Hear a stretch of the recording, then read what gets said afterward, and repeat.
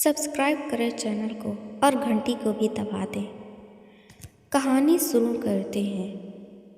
एक दिन की बात है कि शांतिशील नाम का एक योगी राजा के पास दरबार में आया और उसे एक फल देकर चला गया। राजा को आशंका हुई कि देव ने जिस आदमी को बताया था कहीं यह वही तो नहीं है। यह सोच उस फल ने फल नहीं खाया, भंडारी को दे दिया। योगी आता और राजा को एक फल दे जाता। संयोग से एक दिन राजा अपना अस्तबल देखने गया था। योगी वहीं पहुंचकर फल राजा के हाथ में दे दिया। राजा ने उसने उछाला और अपने हाथ से छूटकर धरती पर गिर पड़ा। उसी समय एक बंदर ने झपट कर उसे उठा लिया और तोड़ डाला। उसमें से एक लाल निकला जिसकी चमक से उसकी आंखें चौंधिया गईं। राजा को बड़ा अचरज हुआ। उसने योगी से पूछा, आप यह लाल मुझे रोज क्यों देते हैं? योगी ने जवाब दिया, महाराज, राजा गुरु ज्योतिषी वैद्य और बेटी, इनके घर कभी खाली हाथ नहीं जाना चाहिए। राजा ने भंडारी को बुलाकर पीछे के सब फल मंगवाए। तुड़वाने पर सब में से एक एक लाल निकला। इतने लाल देखकर राजा को बड़ा हर्ष हुआ। उसने जौहरी को बुलवाकर उनका मूल्य पूछा। जौहरी बोला, महाराज, ये लाल इतने कीमती हैं कि इनका मोल करोड़ों रुपयों में भी नहीं आंका जा सकता। एक एक लाल एक एक राज्य के बराबर है। यह सुनकर राजा योगी के हाथ पकड़कर गद्दी पर ले गया और बोला, योगी राज, आप सुनी हुई बुरी बातें दूसरों के सामने नहीं कही जाती। राजा ने उसे अकेले में ले गया और वहां जाकर योगी ने कहा, राजा, बात यह है कि गोदावरी नदी के किनारे मसान में एक मंत्र सिद्ध हुआ कर रहा हूँ। उसके सिद्ध हो जाने पर मेरा मनोरथ पूरा हो जाएगा। तुम एक रात मेरे पास रहोगे तो मंत्र सिद्ध हो जाएगा। एक दिन रात को हथियार बांधकर तुम अकेले मेरे पास आ जाना। राजा ने कहा, अच्छी बात है।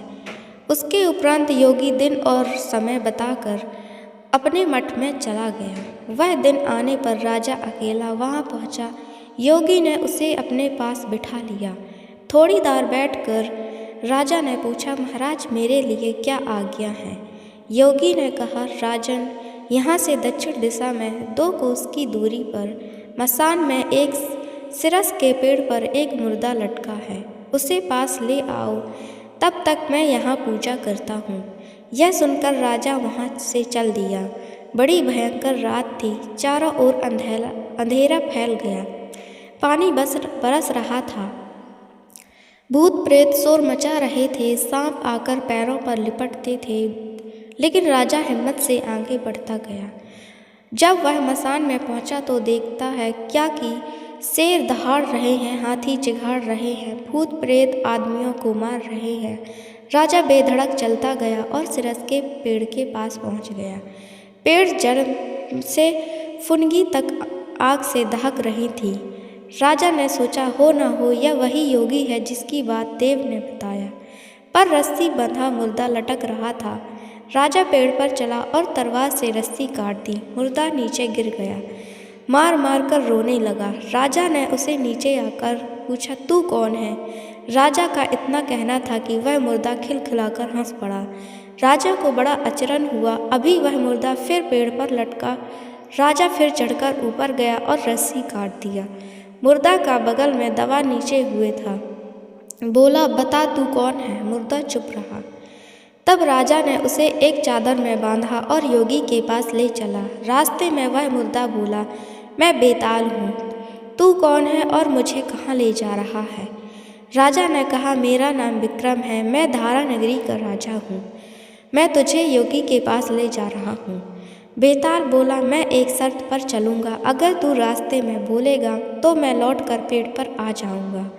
राजा ने उसकी बात मान ली। फिर बेताल बोला, पंडित, चतुर और ज्ञानी, इनके दिन अच्छी अच्छी बातों में बीतते हैं, जबकि मूर्खों के दिन कलह और नींद में। अच्छा होगा कि हमारी राह भली बातों की चर्चा में बीत जाए। मैं तुझे एक कहानी सुनाता हूँ, सुन ले। पाप किसको लगा? सब्सक्राइब करें यह कहानी जाननी हो तो। वीडियो को लाइक करें, शेयर करें, कमेंट करें। Thanks for watching.